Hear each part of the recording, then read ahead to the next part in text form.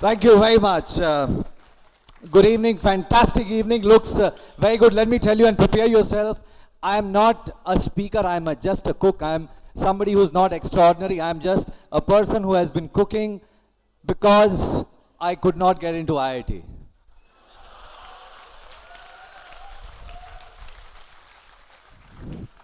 And I don't understand these big things, order, chaos. I just get up, I start cooking, smile, speak, and go to sleep. That's it. I don't have time for all these big talks. I don't have time to think about all these things. That's why I don't have a presentation. I have nothing. What I will share are few random thoughts which come to my mind now. Because to me, life is now. Life is what I live in this moment.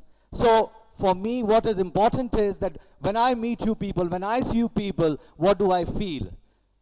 Is this chaos to me, or is there some order in it? So what I need to just get a little sense of it, that what is it that order and chaos, is order something which is good and chaos something which is bad?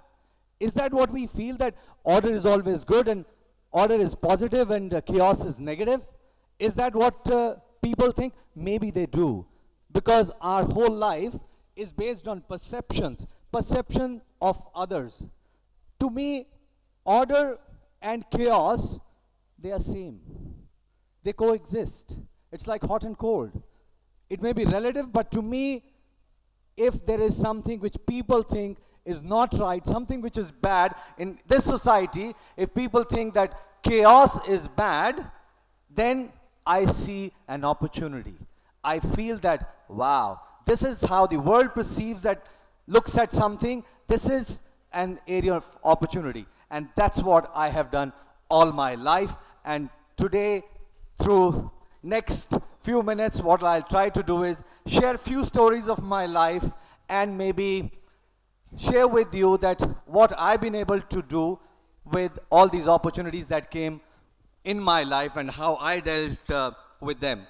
So early, and I'll try to create a small recipe for it, and because that's what I've done all my life, that's all I know. So to me, the recipe has to be very simple. It cannot be complicated. Recipe is something which is very complicated things, they don't very long. So for me, if I talk of order and chaos, to me, they are just patterns. One people think, some people can recognize, and the other pattern, very few people can recognize. So to me, what I have recognized is a pattern in chaos all my life, because that is something which maybe people who are lesser mortals, people who do not have big opportunity, or maybe people who did not get great education like you guys have done, maybe people like us see those patterns clearly and in a very visible manner.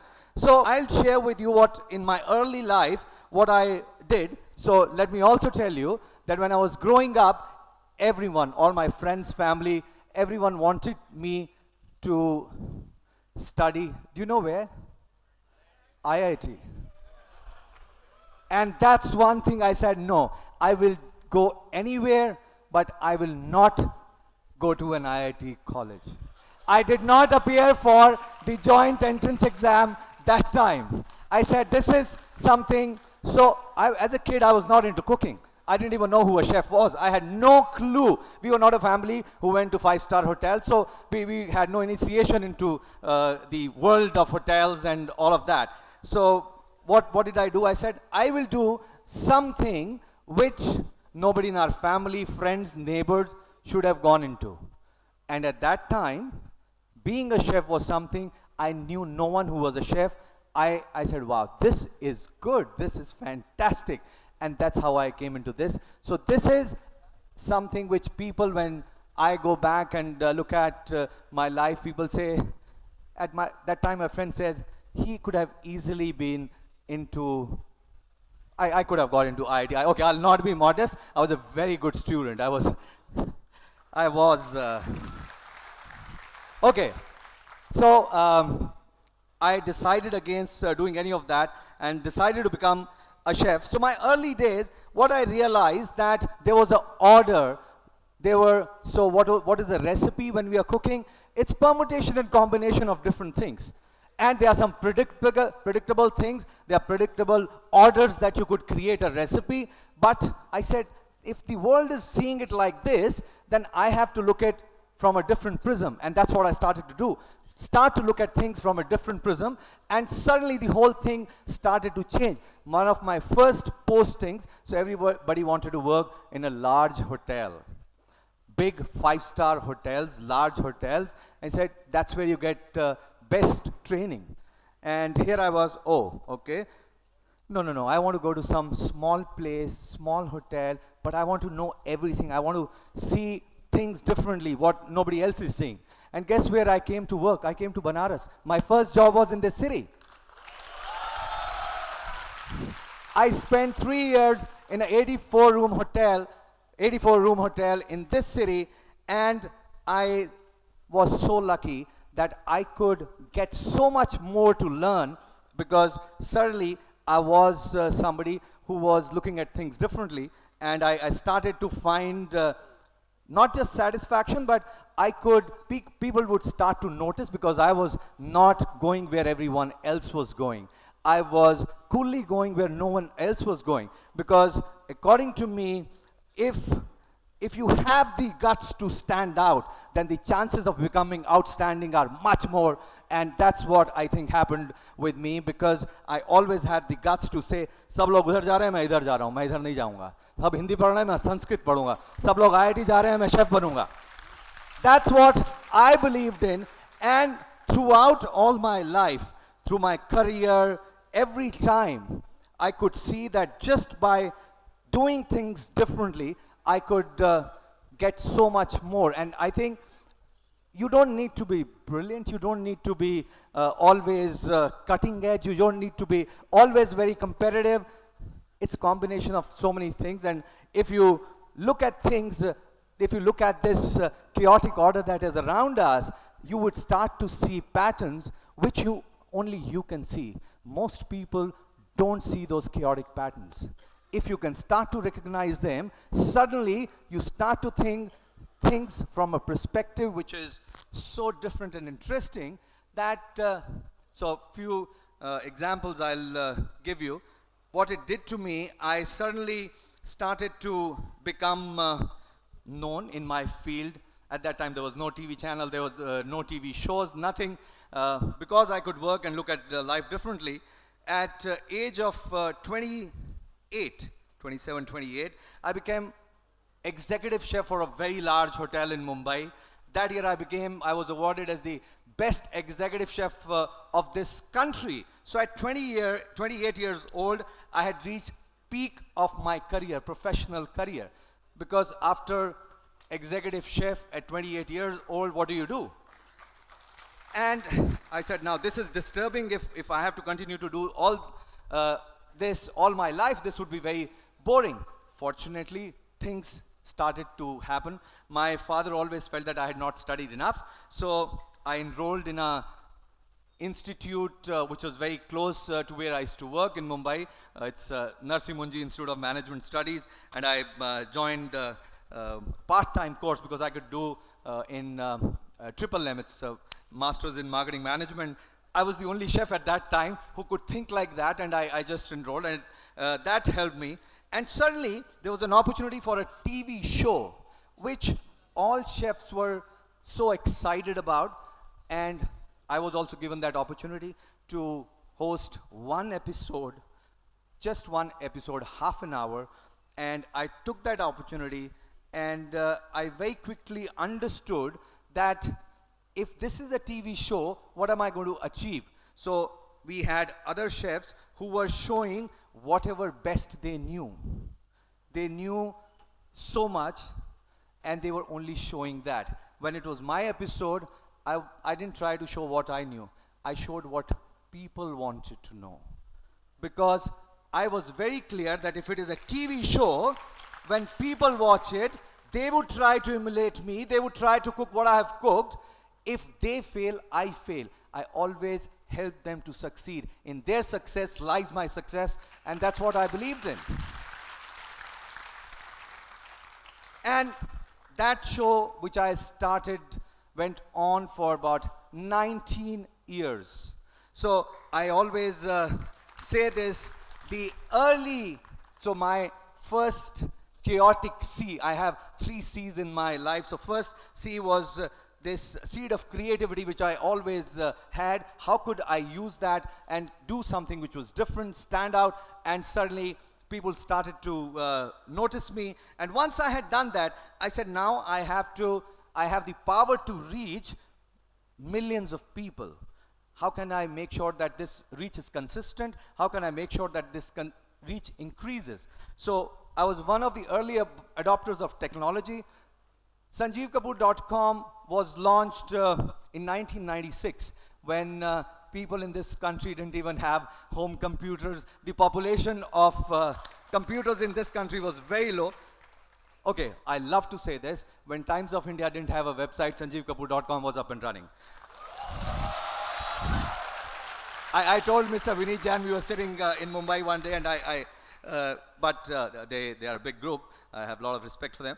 So before I launched I have about 150 books that I've written, but before I wrote my first book, I had come out with a CD-ROM because I believed that technology would enable all of us to reach where no one else can do. If I have to reach millions of people, then I have to adopt technology in a nimble way, and I have to change very quickly. So I continued to do that, and then once the initial success started to come in, then came the second C in my life, which was courage. Courage to do big things. Start my own restaurants. I started a cookware company. So we have about 75 restaurants all across the world today. Then we have a cookware company where we have over 600 odd products that we sell in 3 continents in the world. Through that, once I started to get that courage, I knew that I could do more and more and more and more. And in all of this, I was always trying to make sure that I learn enough and be relevant in whatever I was doing. That relevance was something, the ability to see what was happening in the world. I started to see that. So I started to see those things. One of the things people get afraid, I think most of the time, why do we fall in line, or why don't we have the courage to do something which most people are not doing, or try to find that pattern in chaos, is because we fear. We fear of failure. We fear that, oh my God, what would people think if we fail? So every time, and especially when you get used to success, then the fear of failure is much higher than what is there for most people or normal people. So what I started to do, find such patterns. So I'll share with you. I did one of the projects in creation of we do a lot of new product development for FMCG category.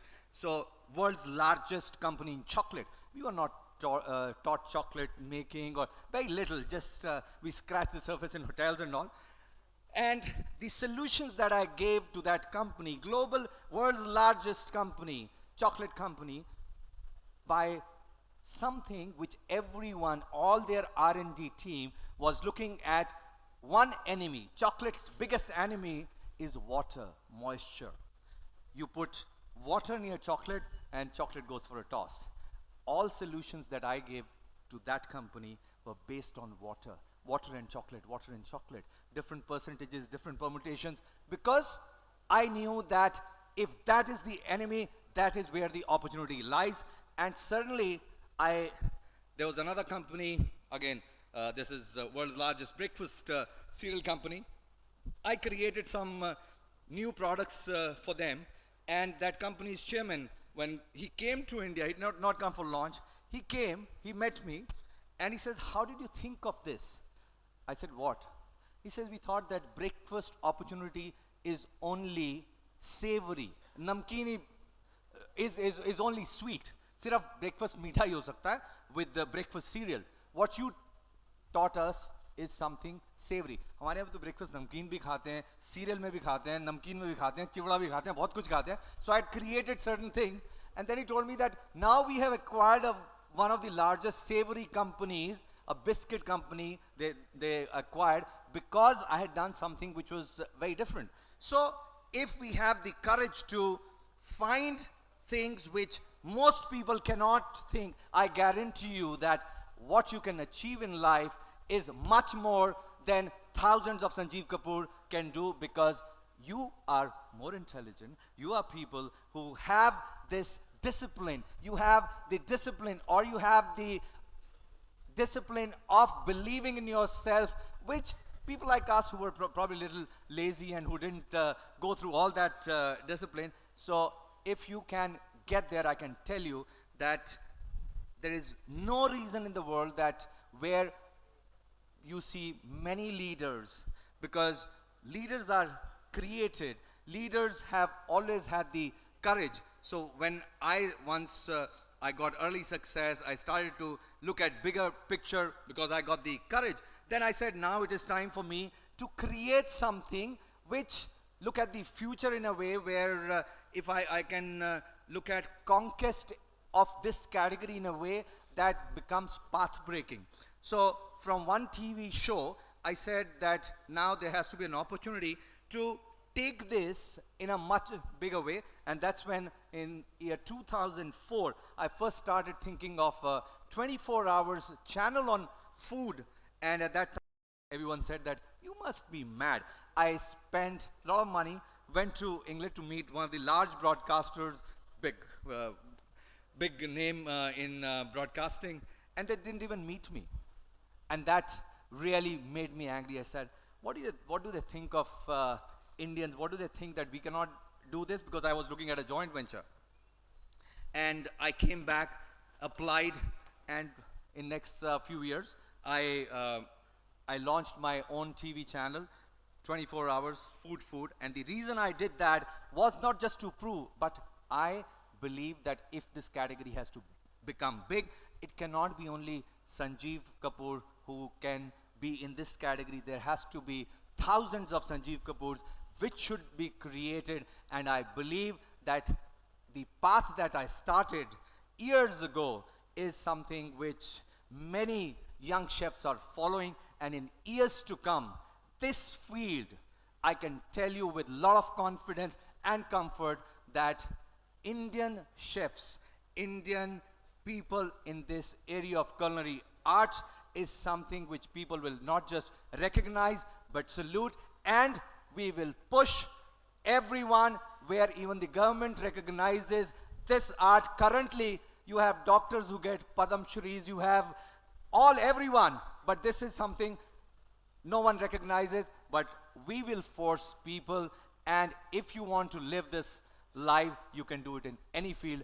I just chose to be a chef. Thank you.